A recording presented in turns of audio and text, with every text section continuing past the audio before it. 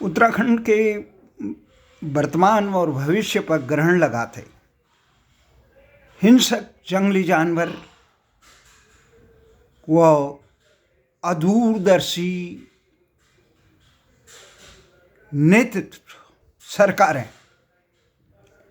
नमस्कार, प्यारा उत्तराखंड समाचार सेवा में आप सबका स्वागत है। आज एक महत्वपूर्ण विषय पर हम चर्चा कर रहे हैं कि उत्तराखंड में दशकों से सदियों से बाघ का आतंक रहा, पर लोग इसको पहले सामूहिक रूप से एकजुट होकर उस बाघ के आतंक को दूर करते थे। परंतु अब जब से सरकारें बनी, देश स्वतंत्र हुआ, तब से उत्तराखंड के भौगोलिक परिस्थितियों से अनभिज्ञ सरकारें इस प्रकार के नियम कानून बना देती हैं कि लोग एक तरफ तो सरकारी कानूनों के फंदे में, दूसरी तरफ सरकार द्वारा संरक्षित हिंसक जंगली जानवरों के फंदे में दंश से मरमाइत हैं। पिछले सप्ताह 1-2 महीने से निरंतर ऐसी घटनाएं हो रही हैं, आतंक मचा हुआ है।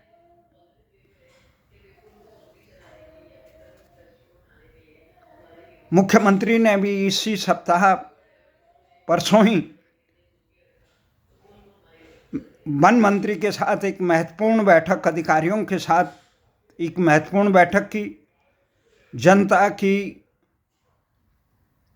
तमाम दबाव के पुरजोर मांग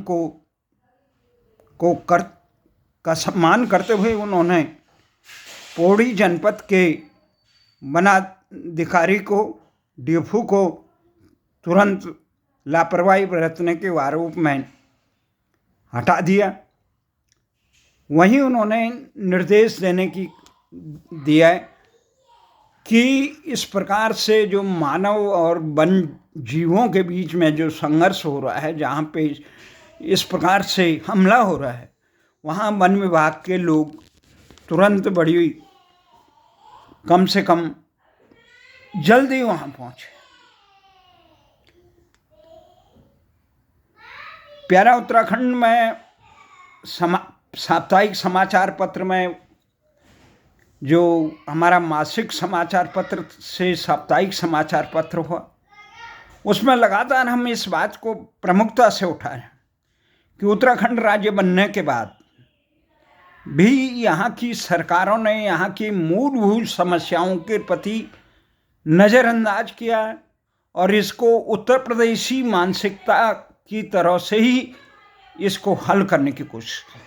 जबकि इसको उत्तराखंड जो है 60% से अधिक भूभाग वनाच्छादित है, हिमालयी क्षेत्र है, सीमांत क्षेत्र है, देश के अधिक से अधिक नदियों का जल स्रोत है। इसलिए उत्तराखंड को जहां विशेष राज्य का दर्जा मिला है, वहीं सीमांत होने के चक्कर में संवेदनशील क्षेत्र है।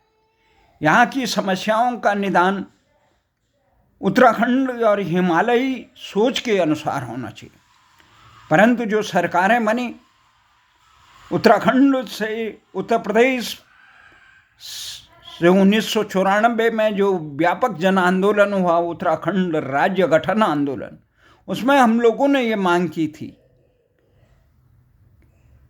कि उत्तराखंड को लखनवी मानसिकता के नौकरशाह और नेता उसकी उपेक्षा कर रहे हैं। इसलिए यहाँ पे का विकास से लेकर यहाँ की प्राकृतिक संपदा, यहाँ की सांस्कृतिक विरासत, यहाँ की धार्मिक विरासत और यहाँ की राष्ट्रीय विरासत से खिलवाड़ हो रहा है।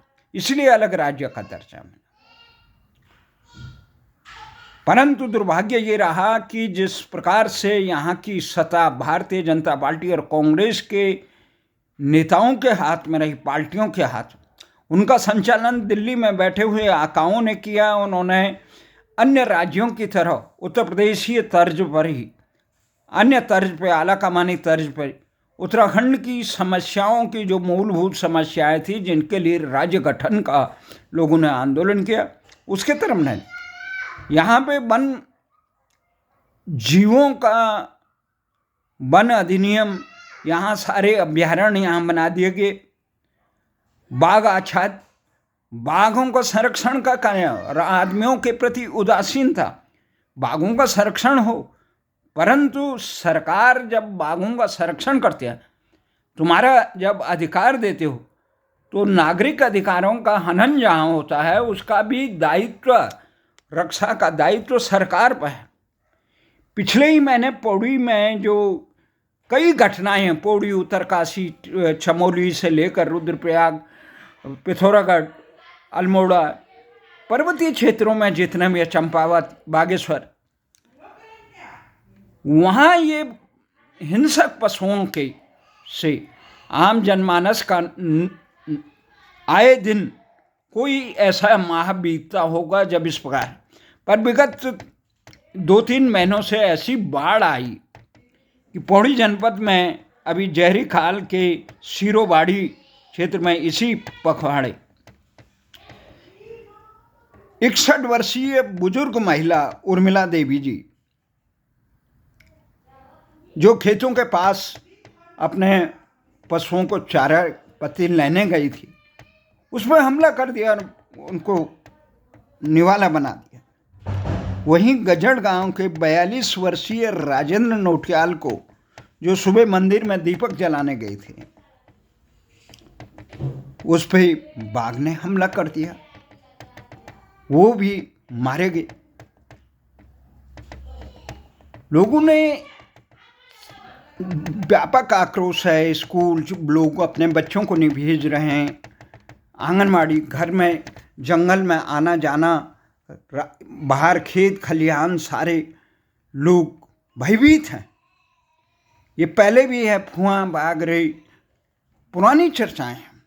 कॉर्बेट पार्क से लेकर, जिम कॉर्बेट से लेकर कई प्रकार की चर्चाएं हैं, किस प्रकार से अंग्रेजों के ज़माने में हिंसक पशु। परंतु जब राज्य बना 25 साल से, सरकारों ने इस तरफ कोई ध्यान नहीं दिया।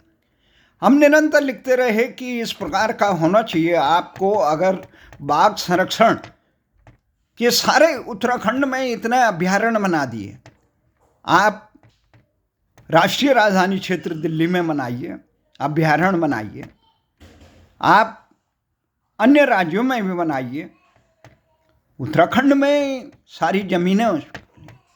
अगर आप अभ्यारण्य बनाते हैं तो आपके पशु नागरिक क्षेत्रों में जब जाएंगे और वो वहाँ नुकसान करेंगे, तो उसका मुआवजा भी कम से कम 25 लाख रुपये से कम नहीं होना चाहिए। और इसका जिम्मेदारी जिला वनाधिकारी, जिलाधिकारी पे निर्धारित होनी चाहिए। आप जवाबदेही नहीं लेंगे जब, और वहाँ इस प्रकार का, पर लोग बहुत परेशान हैं। इस कारण सरकार को चाहिए था कि राज्य बनने के बाद, हमने कई बार ये मांग उठाई प्रमुखता से, वन कानून बनाए नहीं गए। लोगों को इस प्रकार के हिंसक पशुओं, जो सरकारी ये ग्रामीण क्षेत्रों में आते हैं, लोगों के खेत खलिहान, जो उनका वन गोचर पनघट है, वहाँ अगर ये जानवर आकर हमला करते हैं तो उसकी जिम्मेदारी सरकार की हो, वो तमाम अधिकारी इसके लिए जिम्मेदार ठहराए जाएं, जवाबदेही हो। परंतु जब तक जवाबदेही नहीं होगा, अभी केवल जनता के आक्रोश को दूर करने के लिए मुख्यमंत्री ने ये किया, पर कानून अभी तक नहीं बनाया। जो मूलभूत चीजें थी, लोग राजधानी गैरसैंण मांग रहे हैं, उसको नज़रअंदाज। लोग भू कानून हिमाचल की तर्ज पर मान रहे हैं। वो आप विशेष राज्य का जो दर्जा मिला, जो वनाच्छादित क्षेत्र है, पर्वतीय क्षेत्र, वहाँ के पर्वतीय जन के जो वनवासी लोग हैं, सीमांतवासी लोग हैं, उनको अनुसूचित क्षेत्र का जो दर्जा मिलना चाहिए था, जो 1972 तक था, उसको हटा दिया गया, नज़रअंदाज कर दिया गया। राज्य बनने के बाद उत्तराखंड के हक हकूकों को, जल संसाधन और वना क्षेत्र के लोगों को दिल्ली, बिहार इत्यादि जगह, हरियाणा जगह, आप चुनाव में लोगों को बिजली पानी की किफ़ायती मूल्यों पर देते हैं, निःशुल्क देते हैं। उत्तराखंड जो आपके पर्यावरण को बचाता है, जल का आपूर्ति करता है, वहाँ वनाच्छादित क्षेत्रों का, सीमांत की रक्षा करता है, उनके लिए कोई नहीं वहाँ इस प्रकार के मीटर लगाए गए। तो ये चीज़ें बहुत गंभीर हैं। उत्तराखंड के में कानून की स्थिति क्या है, वहाँ की महिलाओं, जो मुजफ्फरनगर कांड के अभियुक्तों पर, जहाँ 84 के दंगों के पर कई आयोग बना दिए गए, हमने कई सरकारों से झगड़ा किया इसके लिए।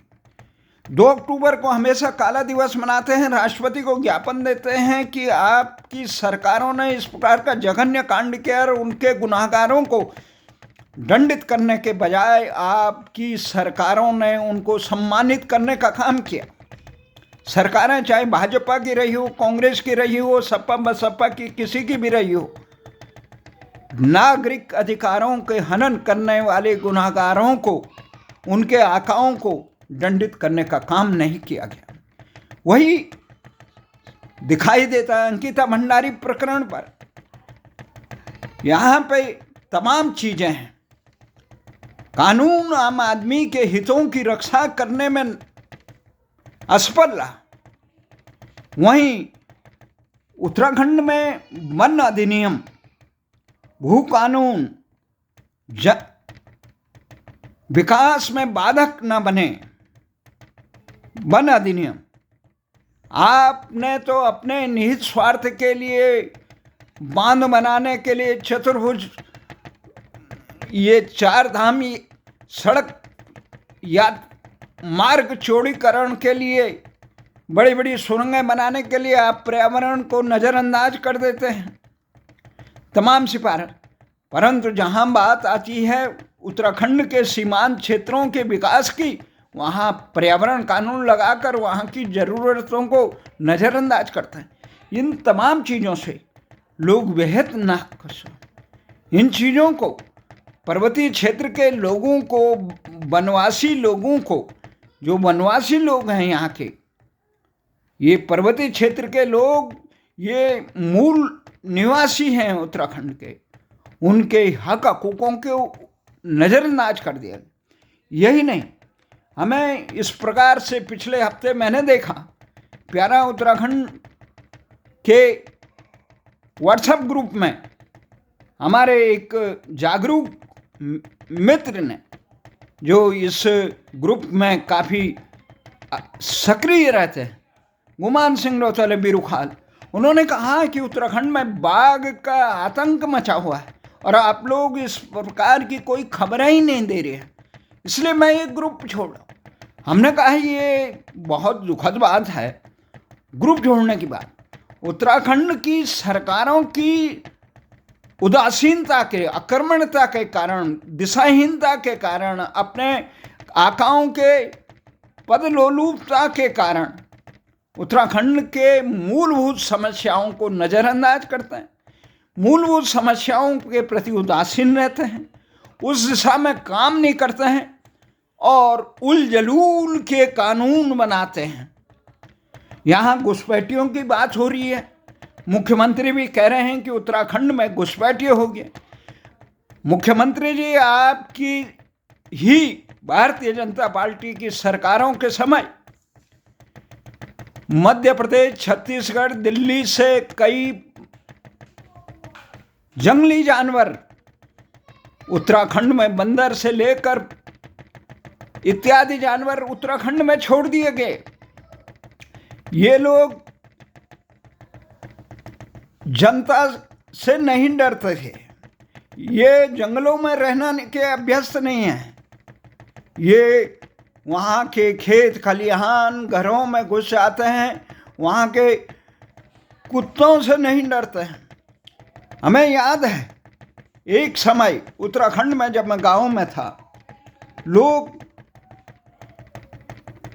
जो फसलों को चपट करने के लिए सूअर आते थे, सूअर को भगाने के लिए बाजा गाजों के साथ कंटर बजाते थे, जा रहे थे, मुझे भी कह रहे थे चल। मैंने कहा यार आप तो कुछ खेत खलिहान चपट कर रहे हैं, जो लोग उनको भगाने की बात कर रहे हैं, कंटर बजा रहे हैं। लेकिन जो ये सरकारें बनी हैं उत्तराखंड में, उदासीन है 25 सालों से, उस समय तिवारी जी थे, हमने कहा ये तो इन सुअरों से भी बदतर है, जिन्होंने उत्तराखंड के हकों को, उनकी जन आकांक्षाओं को, उनके हितों पर कुंडली मार के बैठे हैं, ये भ्रष्टाचार कर रहे हैं। ये विकास खंड अधिकारियों से लेकर ग्राम सेवक से लेकर तमाम जितने विकास की योजनाएं उत्तराखंड में लागू की जा रही, उनके विकास के बजट पर बंदर बांट करने वाले लोग इन हिंसक पशुओं से भी खतरनाक हैं। इनके खिलाफ भी लोगों को एकजुट होना चाहिए। ये उत्तराखंड के वर्तमान जिस प्रकार से ये हिंसक पशु उत्तराखंड के लोगों के जन जीवन, इसके कारण लोग स्कूल नहीं जा पा रहे हैं, वन सुरक्षित नहीं है, खेत खलिहान आबाद नहीं हो रहे हैं, लोगों का जीवन बड़ा दुर्लभ हो गया। इसी से ज़्यादा खतरनाक ये सरकारी जो भाग्य विधाता बने हुए हैं, नौकरशाह और नेताओं के गठजोड़ से पूरे उत्तराखंड का भविष्य पे ग्रहण लगा दिया। इसलिए लोगों को जागरूक होना चाहिए, इन पे दबाव डालना चाहिए कि ये इस प्रकार के कानून बना, जवाबदेही तय हो। आपने उत्तराखंड में अभयारण्य बना रखे हैं, आपने जंगली जानवरों को इधर उधर से ला के उत्तराखंड में छोड़ रखे हैं, उनकी जवाबदेही सरकार की होगी। अगर वो किसी ग्रामीण क्षेत्र के में उनके हकों पर लोगों पे हमला करता है तो उसका मुआवजा सरकार को तत्काल 1 महीने के अंदर देना होगा। इस प्रकार के कानून बनाए जाए। ये जो मूलभूत समस्याएं हैं उत्तराखंड की, उसको निदान करने के लिए उपेक्षा करते हैं। ये लोग उन बाघों से भी खतरनाक हैं। बाघ तो 1-2 आदमियों को मारेंगे, ये लोग पूरे भविष्य को भी बर्बाद करते। इसलिए हमारा ये मानना है कि उत्तराखंड में इस प्रकार के जो आतंक मचा हुआ है, एक लोग सामने दिखाई दे रहा बाघ का आतंक है, जंगली जानवर का है, रीछ लगा हुआ है, बंदरों ने फसलें चौवट कर दी है, नील गाय पहले जो आती नहीं थी गाँव में, वो भी गाँव में आने बैठ गई। ये सारा कुछ हो रहा है वहाँ के जनप्रतिनिधि नौकरशाहों की नालायकी के कारण, अदूरदर्शिता के कारण, अक्षमता के कारण, जवाबदेही न होने के कारण। इनको जब तक नकेल न कसी जाएगी तब तक उत्तराखंड का भला नहीं होगा। और इसे तुरंत ये वन कानून से लेकर, भू कानून से लेकर, राजधानी गैरसैंण से लेकर, ये तमाम चीज़ें उत्तराखंड के लोगों को रोजगार देने के लिए, स्थानीय लोगों को रोजगार देने के लिए, ये नहीं ठेकेदार भी, प्रधानमंत्री भी गुजरात के हैं तो सारे ठेके गुजरात को होना चाहिए, या किसी भी राज्य, जिस राज्य में जो विकास हो रहा है वहाँ के लोगों को उस विकास के निर्माण में सहभागिता होनी चाहिए। ऐसा भाव न फैले कि विकास एक क्षेत्र के विशेष पे हो रहा है या एक क्षेत्र विशेष के लोगों के लिए हो रहा है। इसी आशा और विश्वास के साथ मैं ये कहना चाहता हूँ कि जिस प्रकार से ये जंगली जानवर आम जनमानस के लिए खौफनाक हो चुके हैं, उसी प्रकार ये विकास के तथा कथित झंडे बरदार नौकरशाह और जनप्रतिनिधि भी इस देश और प्रदेश के हितों के लिए काफ़ी घातक साबित हो रहे हैं। जय हिंद, जय भारत।